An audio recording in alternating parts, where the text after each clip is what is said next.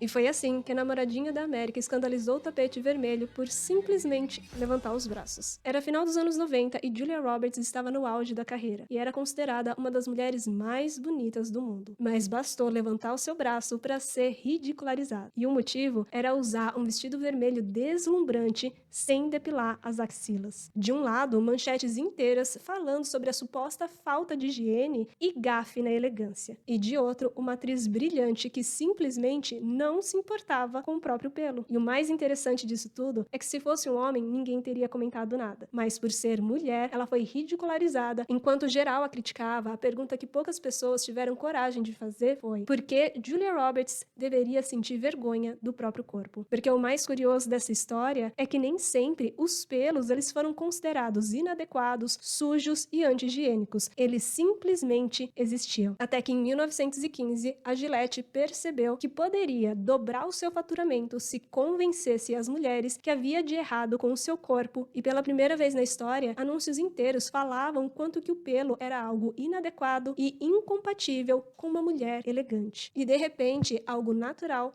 se transformou em defeito. Anos mais tarde, as pernas lisinhas ganharam força. Até que nos anos 80 e 90, sob a influência dos filmes adultos, a depilação na zona íntima ganhou força e se tornou um símbolo de higiene e desejo. E a parte mais irônica é que os pelos, especialmente na zona íntima, têm uma função principal de proteger contra o atrito, diminuir a irritação e, inclusive, criar uma barreira natural para que não adentre sujeira numa região tão sensível. Mas o mais intrigante dessa história não é necessariamente a vergonha sobre o próprio corpo, mas a pressão externa sobre uma simples pergunta: depilar ou não depilar? E isso não sou eu que estou falando. Em 2010, a socióloga Brianne Faas propôs um estudo muito interessante para suas alunas. Ao longo de 10 semanas, elas não poderiam depilar nem as axilas e nem as pernas. E o resultado foi perturbador. As participantes relataram o aumento da vergonha, ansiedade e hipervigilância. Boa parte delas evitavam sair de shorts ou levantar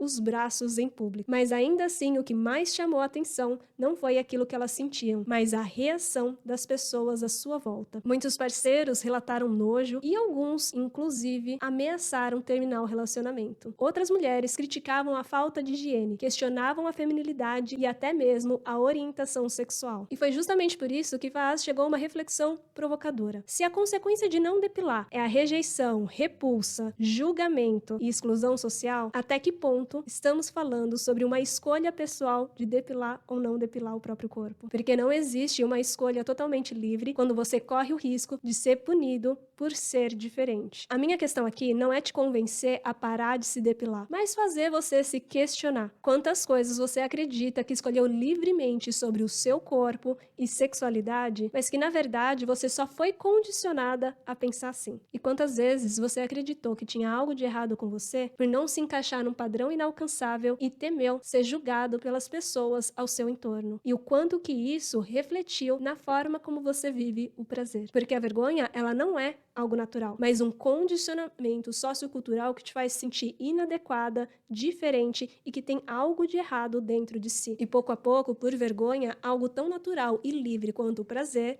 ele acaba se tornando algo performático e seguindo as supostas expectativas alheias. E é por isso que eu sempre digo, se a sexualidade que você vive hoje te faz sentir mais insegura, com a necessidade de silenciar os seus limites, que vive temendo o julgamento e que faz você se desconectar do próprio corpo, é porque ela não é sua. Porque a sexualidade tem como única função te fazer se sentir mais viva, plena, livre, feliz, cheia de prazer, confiança. E se você precisa se encolher para poder se conectar, talvez ela não seja sua.